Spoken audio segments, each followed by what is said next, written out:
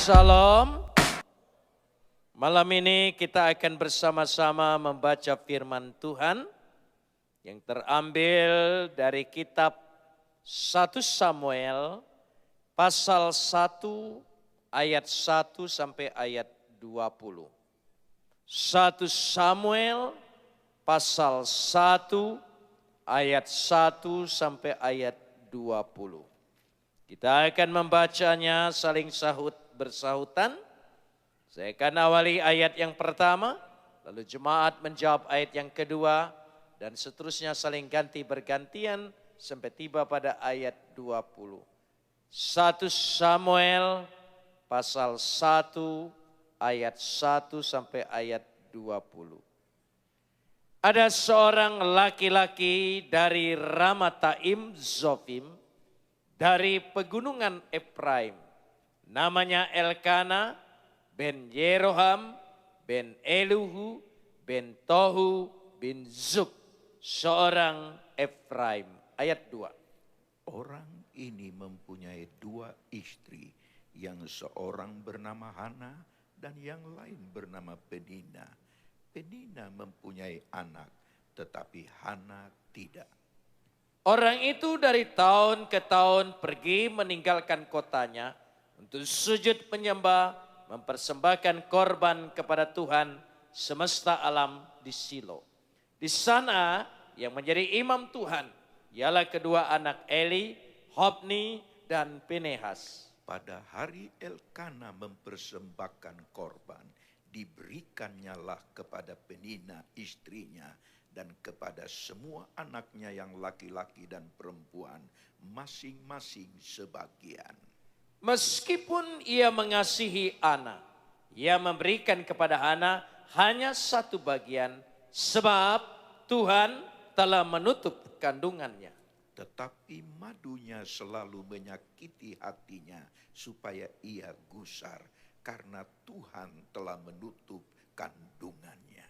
Demikianlah terjadi dari tahun ke tahun. Setiap kali Hana pergi ke rumah Tuhan, Penina menyakiti hati Hana sehingga ia menangis dan tidak mau makan. Lalu Elkana suaminya berkata kepadanya, Hana, mengapa engkau menangis dan mengapa engkau tidak mau makan? Mengapa hatimu sedih? Bukankah aku lebih berharga bagimu daripada 10 anak laki-laki?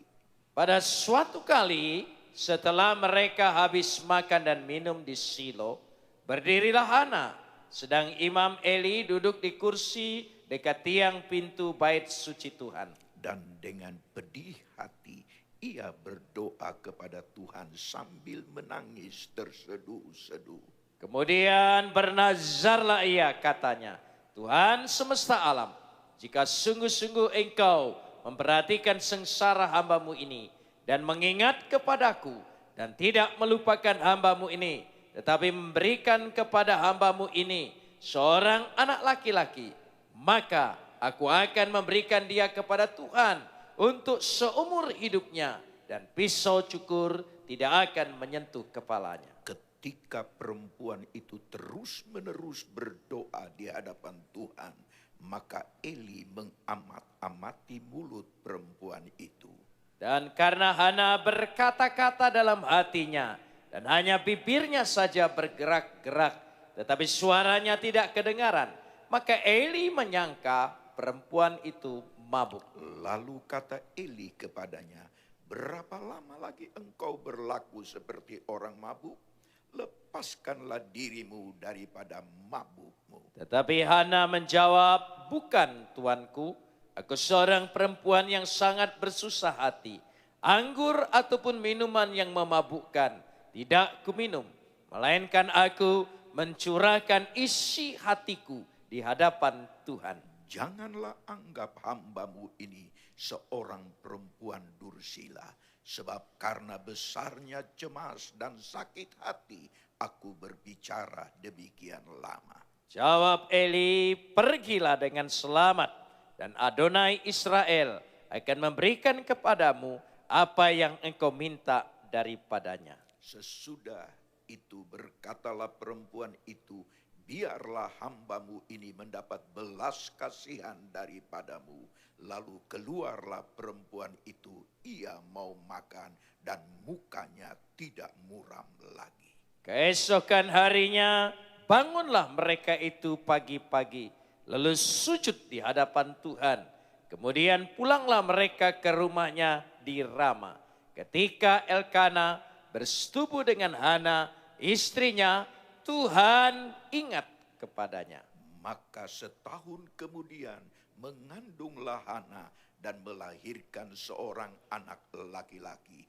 Ia menamai anak itu Samuel, sebab katanya, aku telah memintanya daripada Tuhan. Kapot leha Adonai Elohenu kapot leha. Segala kemuliaan ya Adonai Tuhanku, kemuliaan bagimu. Saudara-saudara yang dikasihi Tuhan, sebagai satu latar belakang supaya kita mengetahuinya, kitab 1 Samuel, khusus pasal 1 ini, bercerita tentang kelahiran Samuel dan keluarganya. Dalam kitab Samuel ada 3 tokoh, Samuel, Saul, dan Daud.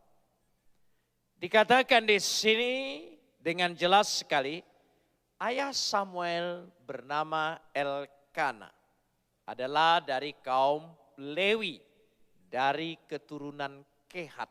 Artinya apa? Ia berasal dari garis keturunan Lewi yang sangat dihormati di dalam suku itu. Dan itu tercatat dalam 1 Tawari pasal yang ke-6. Zub adalah leluhur dari Elkana. Ialah adalah seorang yang berasal dari Efraim. Efraim nama lain dari Bethlehem Yehuda atau disebut Efrata di dalam kitab Rut pasal yang pertama. Kita lihat di sana. Dari sinilah mereka ini berasal. Kemudian mereka pindah ke pegunungan. Maka pegunungan itu bernama Efraim. Di dalam kitab Hakim-Hakim pasal 17 sudah dijelaskan. Keturunan dari sinilah Elkana itu berasal. Sehingga dia disebut berasal dari pegunungan Efraim. Elkana tinggal di Rama. Dan kota ini disebut Ramataim. Artinya ada 2 kota Rama. Ramataim, Rama yang ada di dataran tinggi dan Rama yang lain adalah Rama ada di dataran rendah. Dan Rama inilah yang kemudian bernama Arimatea. Yusuf yang meminta kepada Pilatus menurunkan mayat Yesus untuk menguburkannya berasal dari Arimatea. Saudara, Ramataim disebutkan juga di sini ditambah dengan kata Zofim. Zofim adalah nama lain pada mula-mula yaitu nabi, yaitu pengawas umat. Di sini disebutnya. Dan ketika kota itu dan pertama kali Samuel mendirikan sekolah para nabi.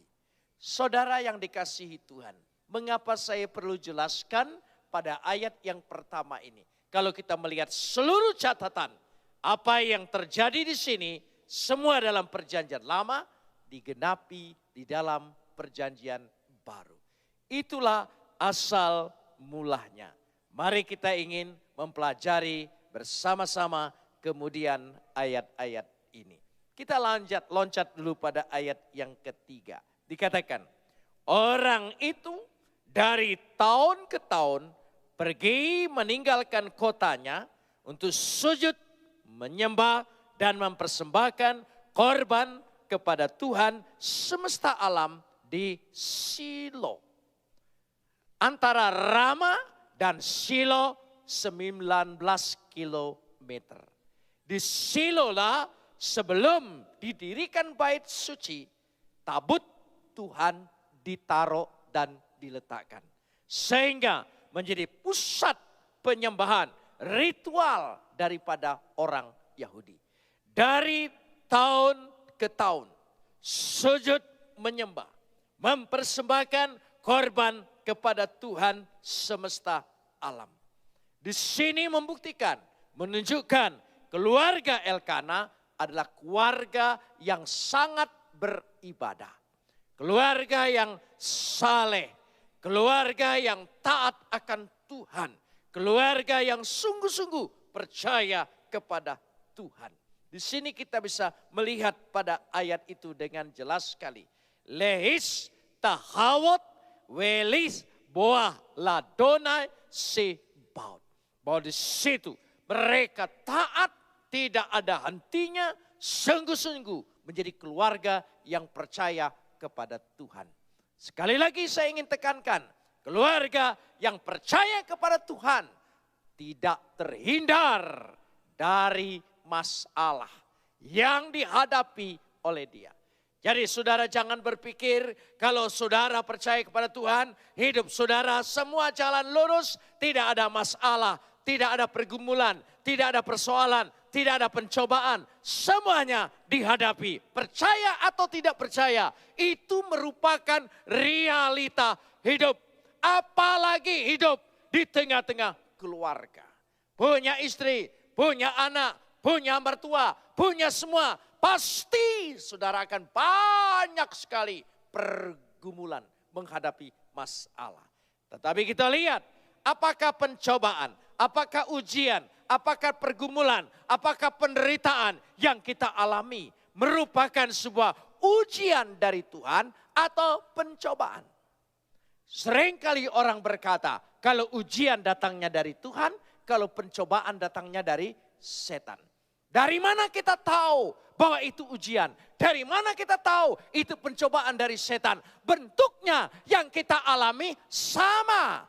Penderitaan, kesusahan, pergumulan. Malam hari ini kita ingin mempelajari bersama-sama. Supaya kita tahu kalau itu datang dari Tuhan.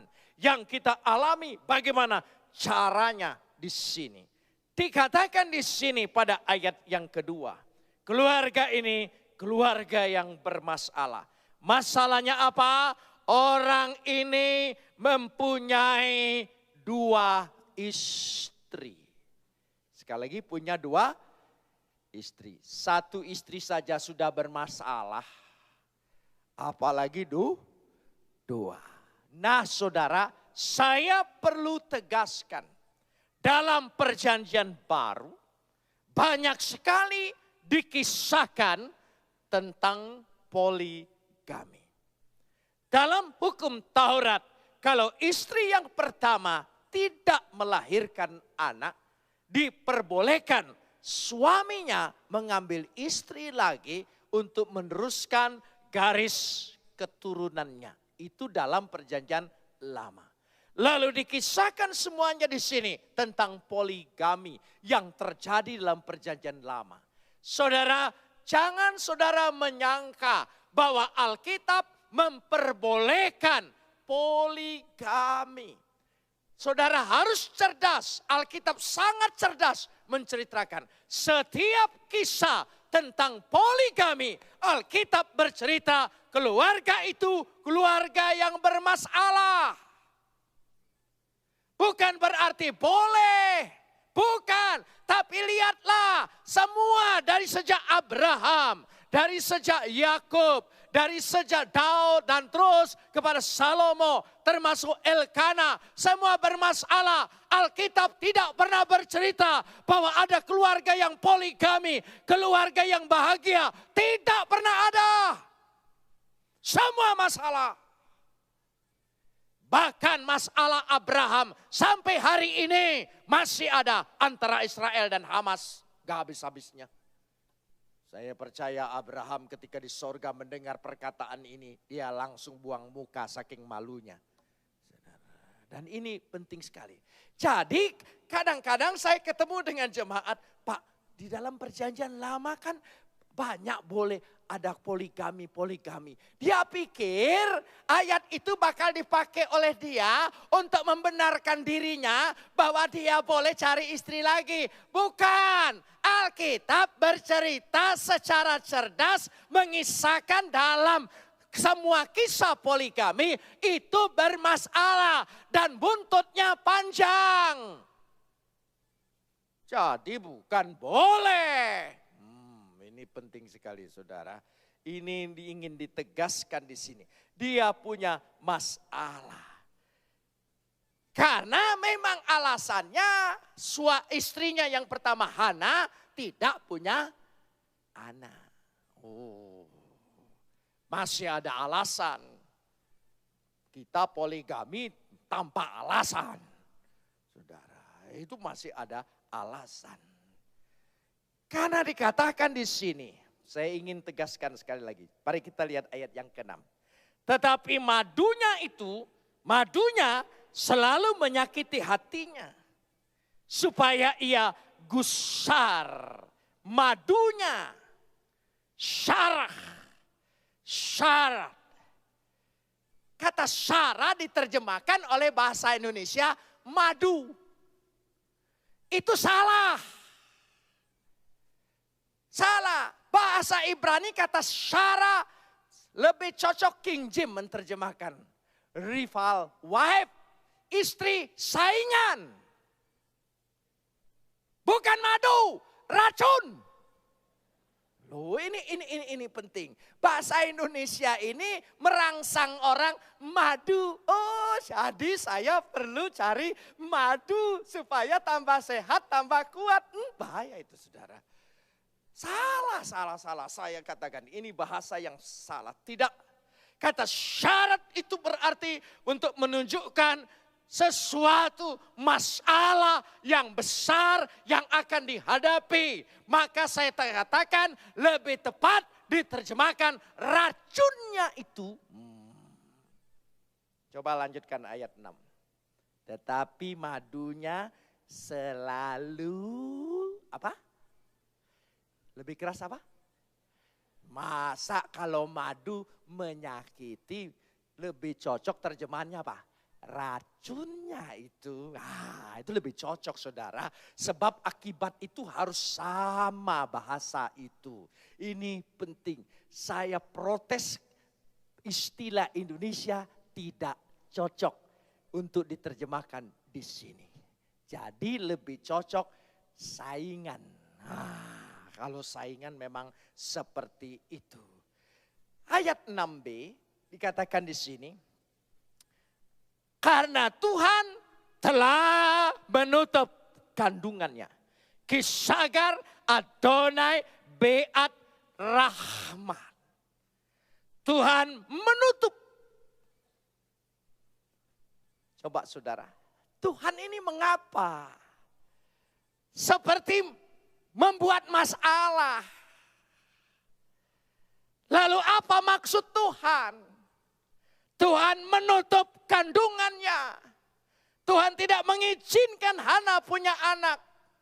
Mengapa Tuhan menutup kandungannya? Oh, ini penting sekali. Orang Ibrani menganggap kalau orang tidak punya anak, berarti dia tidak mendapat rahmat. Dia tidak mendapat berkat dari Tuhan. Sehingga ia menjadi cemoohan bagi Penina. Dan terus menerus. Sehingga Hana mengalami pergumulan. Mengapa Tuhan menutup kandungannya? Mengapa begitu Tuhan berikan? Saya ingin kasih contoh begini. Kalau saudara punya pergumulan, punya masalah, punya penderitaan. Bagaimana caranya kita? Kita menolak, tidak mau ada masalah. Makin saudara menolak, makin berat persoalan itu dirasakan, ditanggung di dalam kehidupan kita. Satu contoh.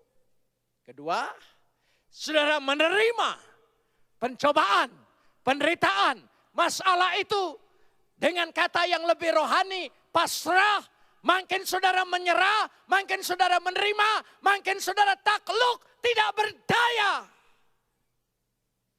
Lalu apa yang salah di sini? Menolak salah, menerima salah. Yang benar bagaimana? Mengerti. Mengerti. Jadi sekali lagi, bukan menolak, bukan menerima, tapi mengerti. Coba kita katakan bersama. Mengerti. Sekali lagi. Oh, kita mau mengerti. Dengan kita mengerti apa maunya Tuhan, apa keinginan Tuhan, apa rencana Tuhan. Karena dikatakan di sana tadi Tuhan menutup kandungannya. Berarti kalau Tuhan menutup, dia sanggup membuka. Mau mengerti. Ini sulit. Saya kasih contoh supaya gampang. Apa bedanya Pak? Menolak, menerima, mengerti. Oh begini bedanya. Kalau saudara keras menolak, kuat seperti besi. Besi coba rendam dalam air. Berapa lama besi itu dalam air akan kemudian apa? Karatan. Menerima seperti kayu. Saudara rendam itu kayu dalam air. Makin lama makin lapuk dan busuk. Harusnya bagaimana? Seperti spon. Tahu spon? Spon? Coba spon masukkan ke dalam gelas yang penuh air. Begitu saudara masukkan, tidak berapa lama dia menyerap semua. Dan air yang dalam gelas itu tinggal setengah. Bahkan bisa habis. Jadi itu mengerti, kita menyerap ketika ada pencobaan, ada pergumulan, ada beban, ada penderitaan. Coba kita mau mengerti apa keinginan Tuhan, apa rencana Tuhan. Di balik semua peristiwa ini terjadi, menimpa kehidupanku. Aku percaya tidak sampai di sini ada maksud Tuhan yang lebih besar di dalam kehidupanku. Tuhan ingin melihat penderitaan Hana sampai dalam titik nadir. Ketika dia menderita sampai titik nadir, dia berserah kepada Tuhan. Dia tahu betul-betul penyerahan sepenuhnya kepada Tuhan. Supaya apa? Supaya dia melahirkan anak yang menjadi nabi. Ada anak Penina yang jadi nabi, jadi imam pun gak ada tercatat di sini. Mungkin jadi preman. Saudara, oh ya. Untuk mempersiapkan sesuatu yang besar, Tuhan menguji sampai titik rendah. Supaya Hana betul-betul dibentuk, berserah kepada Tuhan dengan keinginan Tuhan. Semua berserah kepada Tuhan. Sampai titik yang rendah dia diajar, dididik, dilatih. Karena pengertian kalau kita mengerti akan melahirkan apa? Pengetahuan. Pengertian melahirkan apa?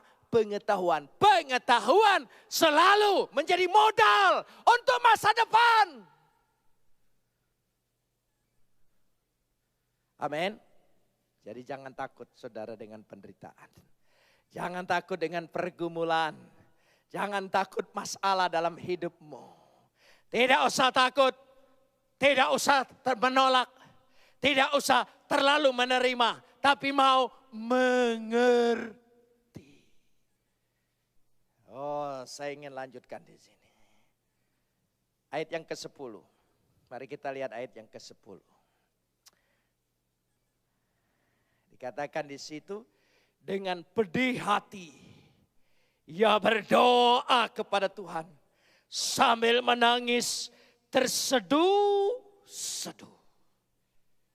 Saya ingin lebih jelaskan. Wehi marat neves wati falel al Adonai ufaho tikhfeh. Kata wehi marat nafas.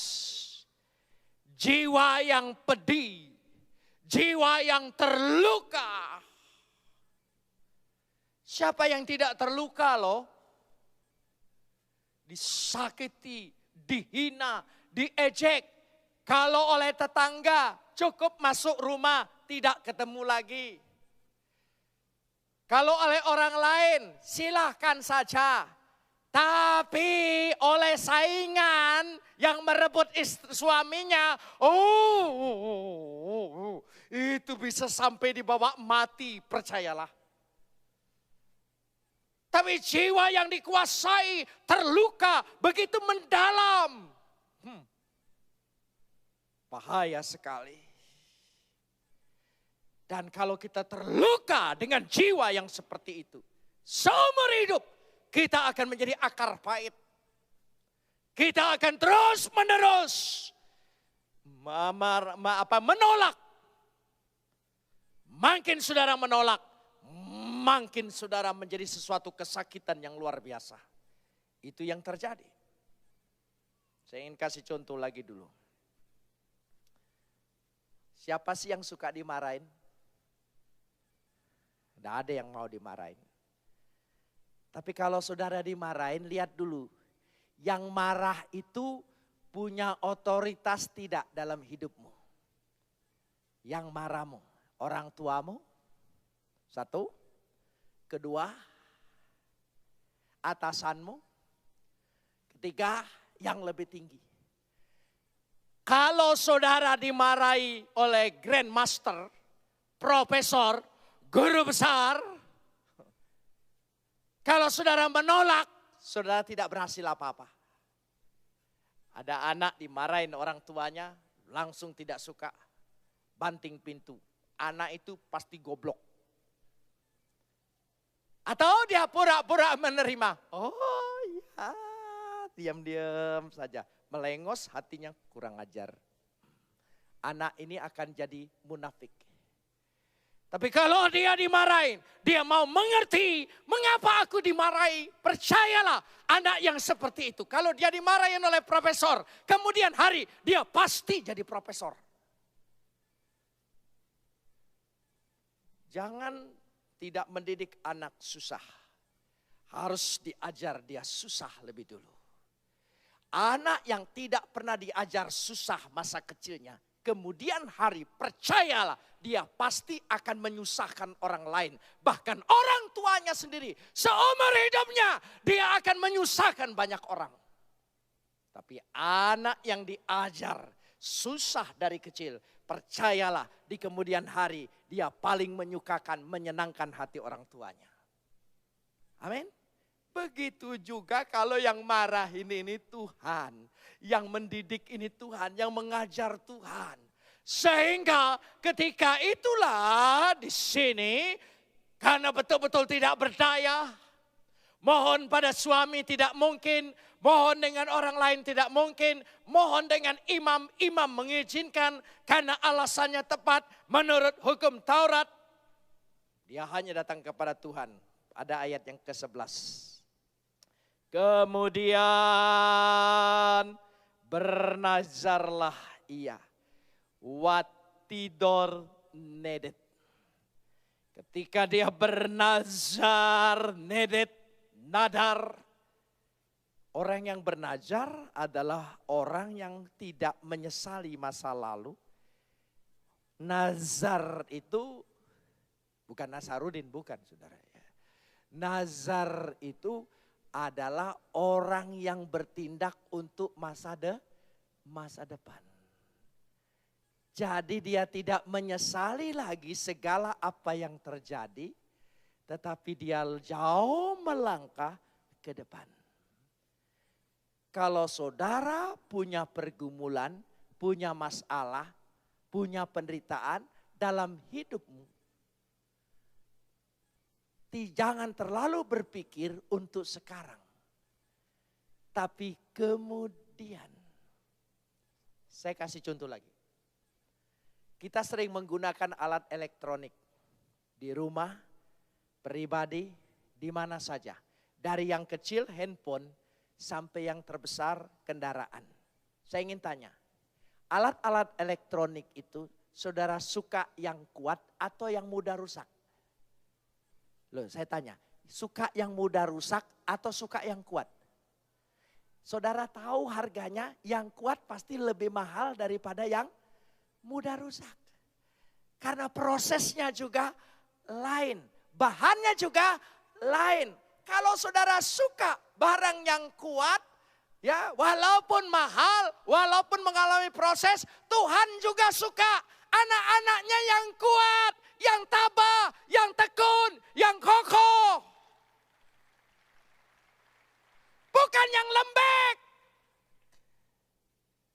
Karena itu dia diuji oleh berbagai-bagai pencobaan, oleh berbagai-bagai beban, oleh berbagai-bagai masalah. Tapi dia tetap kokoh. Orang yang seperti itu pasti dipakai Tuhan luar biasa. Amin.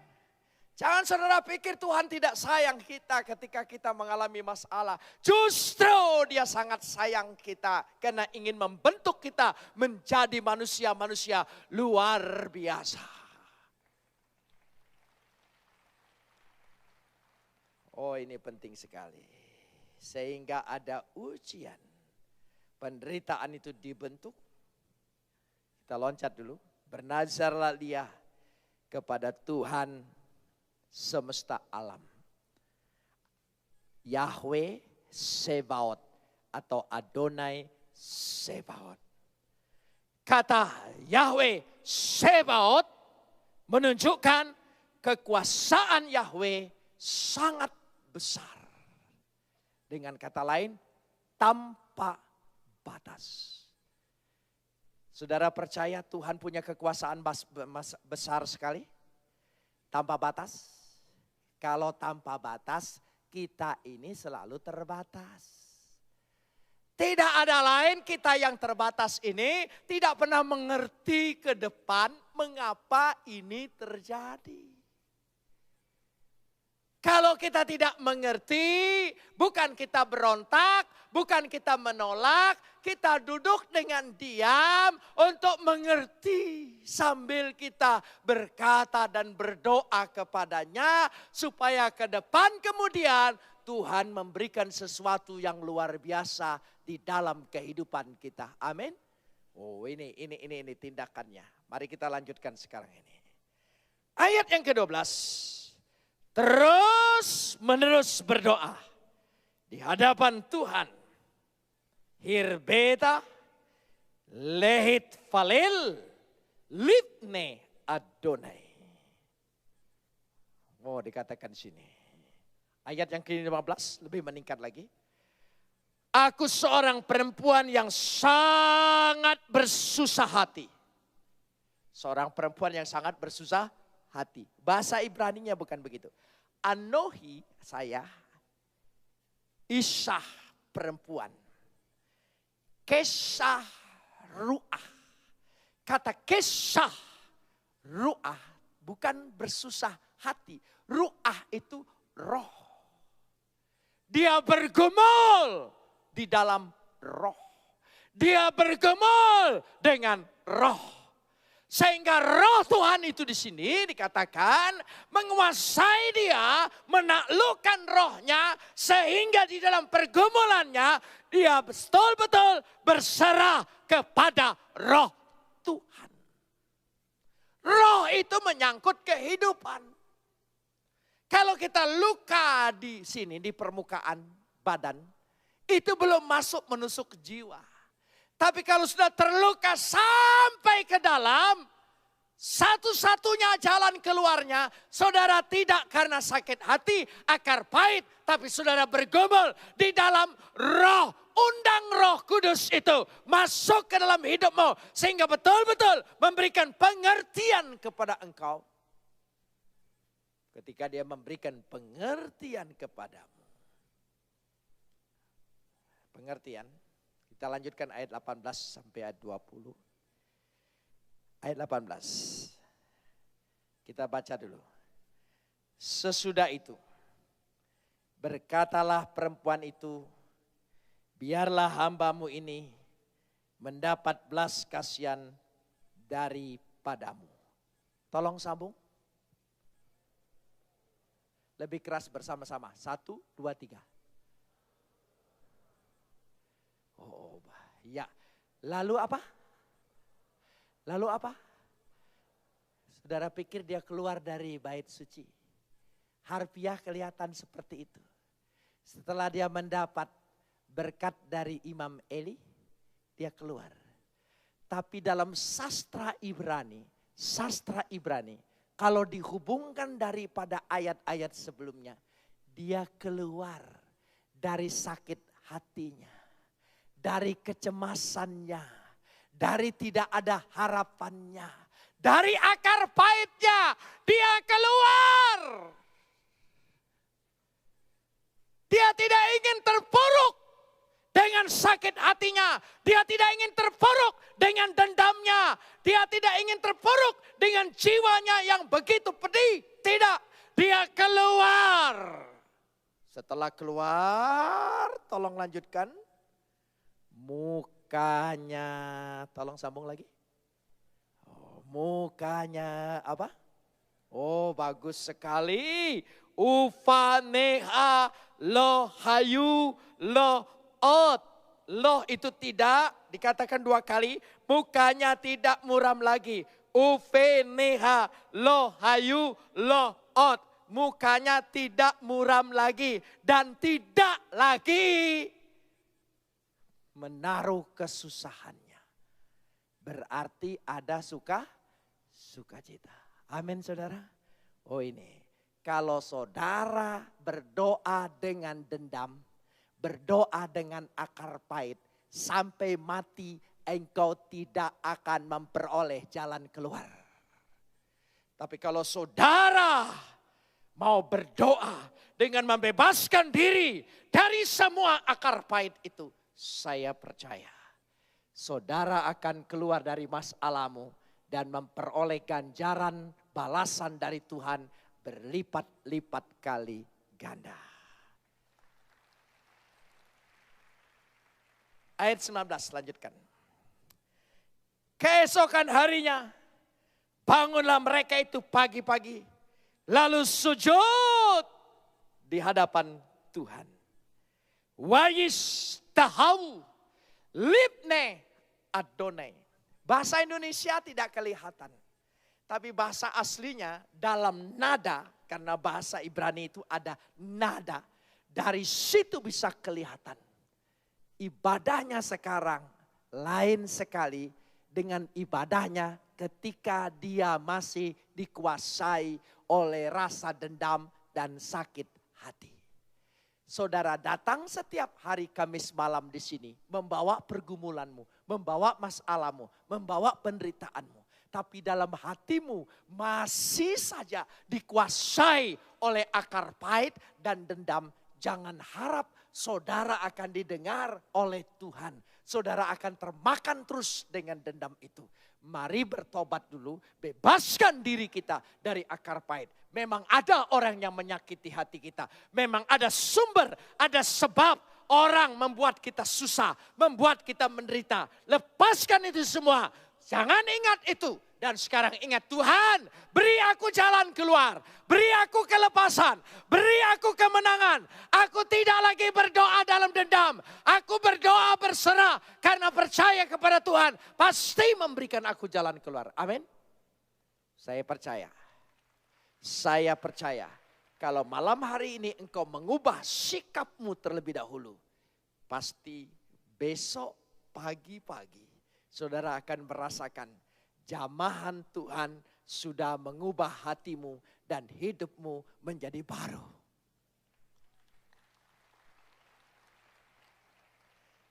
Keesokan harinya bangunlah mereka pagi-pagi. Lalu sujud menyembah di hadapan Tuhan. Kemudian pulanglah mereka ke rumahnya di Rama. Ketika Elkana bersetubuh dengan Hana. Tolong sambung. Tolong sambung. Tuhan apa? Tuhan apa?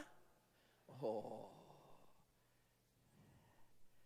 Langsung Tuhan ingat. Kalau Tuhan ingat itu bukan sekedar ingat, memori.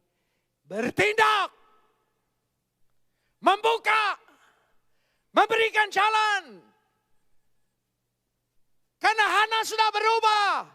Hana bukan Hana yang dulu. Yang dikuasai oleh sakit hati.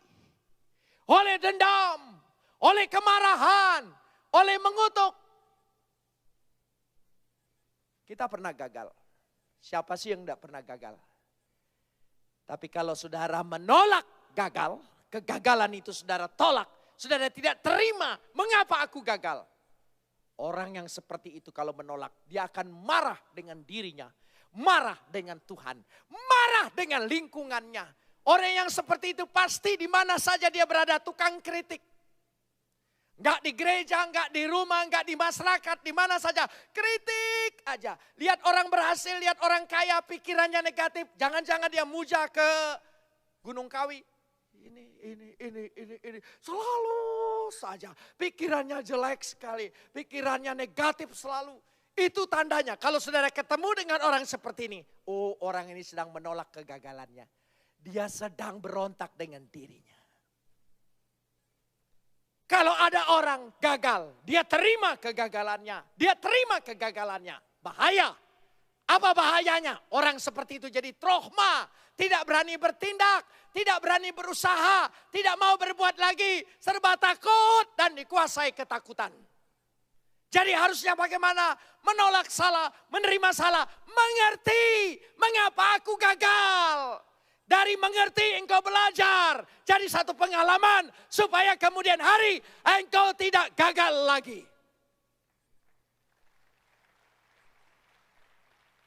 Amin. Oh, di sini Hana mengerti. Tuhan ingat. Ketika dia bersetubuh dengan suaminya, Tuhan sudah ingat. Begitu Tuhan ingat, pantas dia mengandung nabi. Berdoa dulu dia, baru berhubungan suami istri.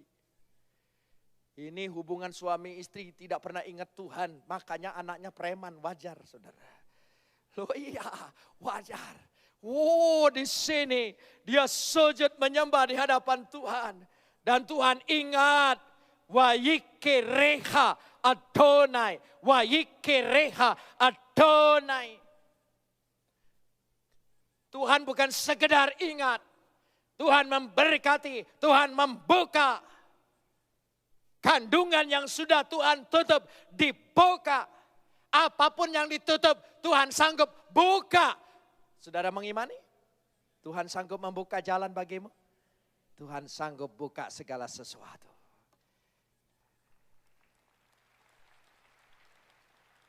Ayat 20. Ayat 20. Maka setahun kemudian mengandunglah Hana dan melahirkan seorang anak laki-laki. Ia menamai anak itu apa? Samuel. Sebab katanya, tolong sambung. Aku telah memintanya daripada Tuhan. Arti Samuel, aku telah memintanya daripada Tuhan. Sampai di situ. Padahal watikrah et semo Samuel kiim Adonai si iltiv. Artinya dikatakan di sini, aku memintanya kepada Tuhan dan Tuhan dengar dan Tuhan beri. Sekali lagi, aku memintanya kepada Tuhan, Tuhan dengar, Tuhan apa? Beri. Aku telah memintanya. Tuhan dengar, Tuhan beri. Sekarang saudara sudah bebaskan hatimu dari semua akar pahit? Jangan lagi mengungkit-ungkit mengapa itu terjadi. Jangan lagi panas hati gara-gara si anu, gara-gara si anu, gara-gara si anu. Bebaskan itu semua. Mari kita berdoa sungguh-sungguh. Meminta kepadanya. Saudara percaya Tuhan pasti dengar malam hari ini? Dan Tuhan akan apa? Beri. Saudara yang percaya, angkat tanganmu. Saudara meminta semuanya. Tuhan dengar semua permintaanmu. Dan Tuhan pasti memberi. Dalam nama Yesus. Dari situ saya loncat pada ayat 27. Hana membuat kalimat yang bagus. Untuk mendapat anak inilah aku berdoa. Dan Tuhan telah memberikan kepadaku apa yang ku minta kepadanya. Tuhan telah memberikan kepadaku apa yang kuminta daripadanya. Mari ucapkan bersama-sama.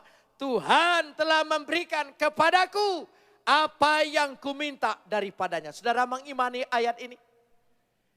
Wayiten Adonai liet seelati aser saalti meimu. Aku telah meminta kepadanya. Dan Tuhan telah memberikan kepadaku. Kalimat ayat 27 ini, kalimat keluar dari Hana. Sampai hari ini, sinagog-sinagog Yahudi selalu membuka kalimat ini dalam sinagognya. Dalam huruf Ibrani ditulis sampai hari ini. Di bait suci Salomo pun ditulis kalimat ini. Bahwa Tuhan, aku meminta kepadanya dan Tuhan telah memberikan kepadaku. Keluar dari mulut Hana, dijadikan catatan sampai abad ke abad. Dari mulut orang yang paling menderita, paling terhina, paling terinjak, paling disakiti. Tetapi justru keluar kata-kata sabda yang sangat luar biasa. Yang sangat disetujui oleh Tuhan dan dilakukan oleh Tuhan. Biarlah ayat 27 ini menjadi bagian kita malam hari ini. Bersama-sama kita imani bahwa aku meminta kepadanya malam hari ini. Dan dia memberikan kepadaku. Saudara mau mengimani ayat 27 ini? Saya percaya itu menjadi bagian kita bersama. Tadi syaratnya satu. Jangan lagi menyimpan akar pahit. Meskipun kita tahu, kita terpuruk, kita menderita, kita rugi, kita susah. Karena ada seseorang yang merugikan dan membuat segala sesuatu. Tapi stop itu semua. Buat apa saudara ingat itu semua? Toh jalan keluar tidak ada. Lebih baik lupakan. Jalan keluar pasti ada. Sekali lagi saya ingin bacakan. Wayiten Adonai liet seelati asher saalti meimu. Tuhan telah memberikan kepadaku apa yang aku minta. Coba katakan bersama. Tuhan telah memberikan kepadaku apa yang aku minta. Saudara mengimani malam hari ini terjadi?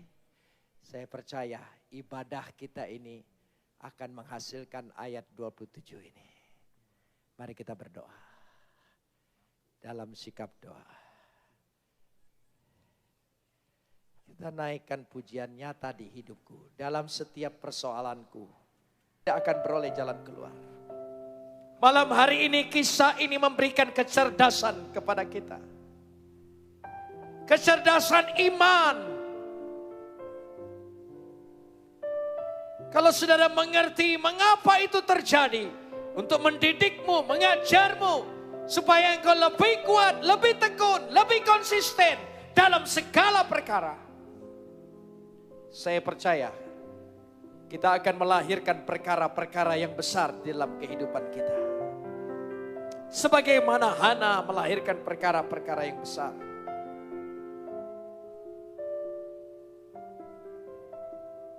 Masing-masing pribadi mohon ampun. Percuma kita berdoa membawa akar pahit. Percuma kita berdoa karena dendam. Percuma kita menderita. Tidak ada jalan keluar. Keluar seperti Hana. Dari semua kecemasannya, sakit hatinya. Yang merusak jiwanya. Lebih baik dia berserah, bergumul di dalam roh. Mari angkat tangan. Katakan jemaat saja.